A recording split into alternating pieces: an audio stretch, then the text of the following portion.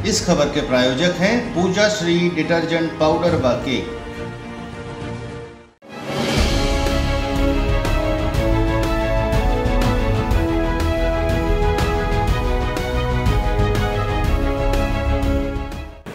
नमस्कार, मैं हूं केशव तिवारी और अलग अंदाज में ही रहती हैं खबरें हमारी। भारतीय जनता पार्टी कर्नाटक का चुनाव क्या हारी, कई तरीके की प्रतिक्रियाएं उभर कर सामने आ रही हैं, जिसमें सबसे महत्वपूर्ण प्रतिक्रिया राष्ट्रीय स्वयंसेवक संघ के मुख्य पत्र ऑर्गेनाइजर के संपादक प्रफुल्ल केतकर की मानी जा रही है।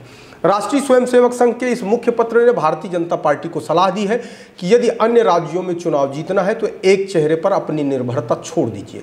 कहने का अभिप्राय साफ है कि यदि मोदी के नाम के सहारे आप चुनाव जीतना चाहते हैं तो बहुत दिनों तक ऐसा संभव नहीं है, क्योंकि कर्नाटक में मोदी के चेहरे का जादू नहीं चला। दूसरा, कर्नाटक में नरेंद्र मोदी ने पूरे चुनाव को राष्ट्रीय एजेंडे से जोड़ने की कोशिश की, लेकिन वहां की जनता ने मोदी की सारी बात तो सुनी, लेकिन भारतीय जनता पार्टी को वोट नहीं दिया। कांग्रेस के अंदर कोई प्रभावी नेता नहीं है, कोई प्रभावी वक्ता नहीं है, संगठन में भी उतनी जान नहीं थी। उसके बाद भी कर्नाटक में कांग्रेस चुनाव जीत गई। कहाँ गए भारतीय जनता पार्टी के पेज प्रभारी, संगठन प्रभारी, वार्ड प्रभारी, नगर प्रभारी? यदि जनता ने तय कर लिया है कि भारतीय जनता पार्टी को वोट नहीं देना, तो चाहे पेज प्रभारी चले जाएं, चाहे पन्ना प्रभारी उनके घर चले जाएं, उससे कुछ होने वाला नहीं है। यदि कर्नाटक के चुनाव पर नज़र डाली जाए तो बहुत कुछ मध्य प्रदेश के अंदर भी कर्नाटक जैसी ही समानता है। जिस तरीके से 40% कमीशन की बात कर्नाटक में उठाई गई, मध्य प्रदेश में 40% कमीशन फिक्स तो कहीं नहीं सुनाई पड़ता, लेकिन गांव की पगडंडी से लेकर उज्जैन महाकाल तक भ्रष्टाचार की गूंज नहीं है, बल्कि भ्रष्टाचार का अट्टहास है। कई बार ऐसा होता है कि आम आदमी एक ही चेहरे को देखते देखते ऊब जाता है। बात भी सही है, कोई भी व्यक्ति एक फिल्म को कितनी बार देखेगा? शिवराज सिंह के पास वही लाडली लक्ष्मी, वही लाडली बहना, इसके अलावा कुछ है ही नहीं। हर मतदाता को जिंदगी में कुछ नयापन चाहिए। बीते 18 वर्षों में सच्चाई यह है कि बेरोजगारों के लिए कुछ नहीं किया गया। कर्मचारी पेंशन को लेकर आंदोलित है, अतिथि शिक्षक वेतन बढ़ाने को लेकर आंदोलन के रास्ते पर हैं, पेंशनर्स अलग परेशान हैं। अगर ज़मीनी स्तर पर देखें तो आज की तारीख में शिवराज सिंह चौहान से आम जनता खुश नहीं है। इसका प्रमाण 2018 के चुनाव ने दे दिया है। इसके बाद भी भारतीय जनता पार्टी की ऐसी कौन सी मजबूरी है जिसके चलते शिवराज सिंह चौहान को वह ढो रही है? 2018 का विधानसभा चुनाव तो शिवराज सिंह के नेतृत्व में लड़ा गया। जब शिवराज सिंह 2018 का चुनाव हार गए तो कायदे से भारतीय जनता पार्टी को चेहरा बदल देना चाहिए, लेकिन मध्य प्रदेश के अंदर चेहरा न बदलना भी हार का एक कारण होगा। भारतीय जनता पार्टी सरकार में है, इसलिए वह कोई ऐसा मुद्दा उठा नहीं सकती जो आम आदमी से कनेक्ट हो सके, क्योंकि सरकार में है तो भ्रष्टाचार भी इन्हीं के लोग कर रहे हैं। राशन की दुकान में इन्हीं के लोग राशन नहीं बांटते। खनिज खदान का अवैध उत्खनन भारतीय जनता पार्टी के लोग ही कर रहे हैं। आय से अधिक संपत्ति अर्जित करने के आरोप भारतीय जनता पार्टी के मंत्रियों के ऊपर ही लग रहे हैं। ऐसे में भारतीय जनता पार्टी के पास कोई ऐसा मुद्दा नहीं है जिसे जनता के बीच में जाकर यह भुला लेंगे। मध्य प्रदेश के अंदर जब दिग्विजय सिंह की सरकार थी और उमा भारती के नेतृत्व में चुनाव लड़ा गया था, तब उमा भारती बिजली और सड़क के मुद्दे पर पूरे प्रदेश के अंदर जिस तरीके से आक्रामक भाषण देती थी, उससे आम आदमी कनेक्ट होता था। उमा भारती उस समय कहा करती थी कि हमारी सरकार बनी तो इन्हीं गड्ढों में हम दिग्विजय सिंह को पटक पटक कर धोएंगे, उसके बाद इन गड्ढों को सड़क में परिवर्तित करेंगे। मध्य प्रदेश का आदमी उस समय सड़क के गड्ढों और बिजली की कमी से इतना पीड़ित था कि भारतीय जनता पार्टी को उम्मीद से ज़्यादा विधायक बनाकर दे दिया। लेकिन ज्योतिरादित्य सिंधिया के दल बदल करने के बाद से भारतीय जनता पार्टी की प्रदेश के अंदर सरकार बनी है, तब से मंत्रियों के ऊपर स्पष्ट रूप से रिश्वत लेने के आरोप लगने लगे हैं।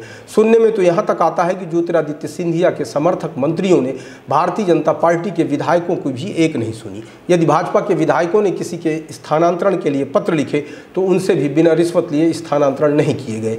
यह पीड़ा आम कार्यकर्ता की है। जब 5 साल विधायक और मंत्रियों ने कार्यकर्ता की पीड़ा समझने की कोशिश नहीं की, तो अब चुनावी वर्ष में कार्यकर्ता विधायक और मंत्रियों की पीड़ा क्यों सुनेगा?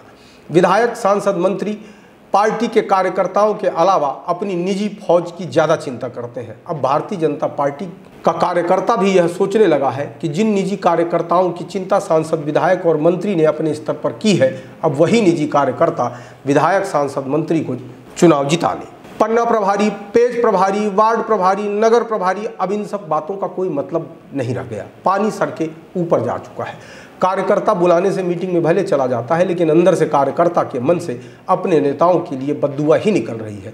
2018 का चुनाव हार जाने के बाद भी भारतीय जनता पार्टी सुधार की मुद्रा में नहीं आई। 2018 का चुनाव हार जाने के बाद भारतीय जनता पार्टी को कार्यकर्ताओं को महत्व देना शुरू कर देना चाहिए था।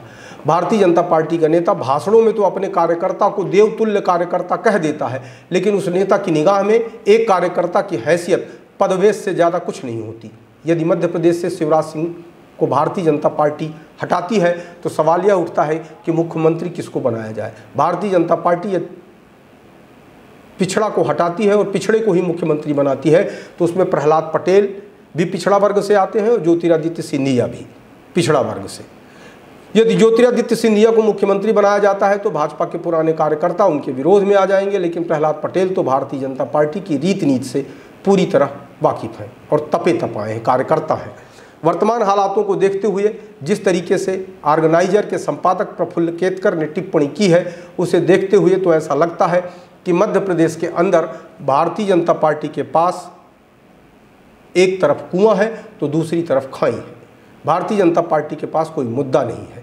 कांग्रेस के विरुद्ध स्थानीय स्तर पर मुद्दे हैं। दूसरा, शिवराज सिंह के चेहरे से लोग अब ऊब चुके हैं। यदि भारतीय जनता पार्टी यह सोच रही है कि हम मध्य प्रदेश के अंदर नरेंद्र मोदी के चेहरे से चुनाव लड़ेंगे तो बहुत संभव है मध्य प्रदेश के अंदर भी कर्नाटक जैसे ही परिणाम की पुनरावृत्ति होगी। प्रायः जिन प्रदेशों में भारतीय जनता पार्टी की सरकार है वहाँ एक बात कही जाती है कि डबल इंजन की सरकार बहुत तेजी से विकास करती है।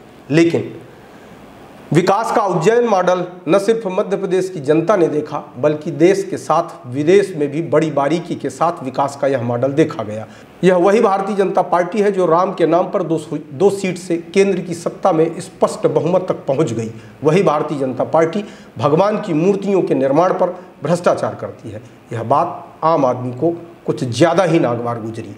डबल इंजन की सरकार को लोगों ने कर्नाटक में भी नकार दिया। मज़ेदार बात तो यह है कि जिस तरीके से ऑपरेशन लोटस करके कर्नाटक में सरकार बनाई गई थी, उसी तरीके से ऑपरेशन लोटस करके मध्य प्रदेश में भी सरकार बनाई गई। आम जनता की निगाह में यह बात भी चुभ रही है कि भारतीय जनता पार्टी के लोग खरीद फरोख्त करके सरकार बनाते हैं। डबल इंजन का उपयोग विधायकों को खरीदने और विधायकों को तोड़ने के लिए किया जाता है। मध्य प्रदेश के अंदर ऐसा कुछ नहीं दिखाई देता जिसे आम जनता छाती ठोक कर यह कह सके कि यह काम डबल इंजन की सरकार ने किया है। पूरे देश के अंदर भारतीय जनता पार्टी के लोग नरेंद्र मोदी के नाम पर आत्ममुग्ध हैं और यह आत्ममुग्धता का हसीन नकाब कर्नाटक की जनता ने नोच दिया है। मध्य प्रदेश के अंदर जितने भी सर्वे आ रहे हैं उसमें स्पष्ट दिखाई दे रहा है कि कांग्रेस की सरकार बन सकती है। छत्तीसगढ़ में भारतीय जनता पार्टी का ऐसा कोई जुझारू नेता नहीं दिखाई पड़ रहा है जिसके दम पर यह दावा किया जा सके कि छत्तीसगढ़ में भारतीय जनता पार्टी की सरकार बनेगी।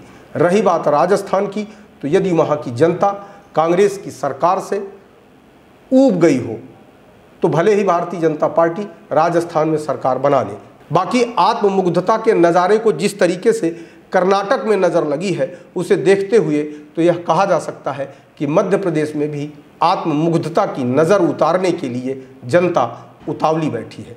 भारतीय जनता पार्टी के लोग भले ही यह दावा करें कि उनके पास गुजरात मॉडल है और उसके सहारे वह मध्य प्रदेश का चुनाव जीत लेंगे, जिस तरीके के सर्वे आम जनता के सामने आ रहे हैं उसे देखते हुए तो ऐसा लग रहा है इस बार जनता भारतीय जनता पार्टी की भस्म नहीं लगाएगी। आपको हमारी खबरें कैसी लगती हैं कमेंट बॉक्स में आके कमेंट कर सकते हैं, लाइक कर सकते हैं, शेयर कर सकते हैं और यदि आपको हमारी खबरें अच्छी लगती हैं तो विशाल खबर चैनल को सब्सक्राइब करना न भूलें।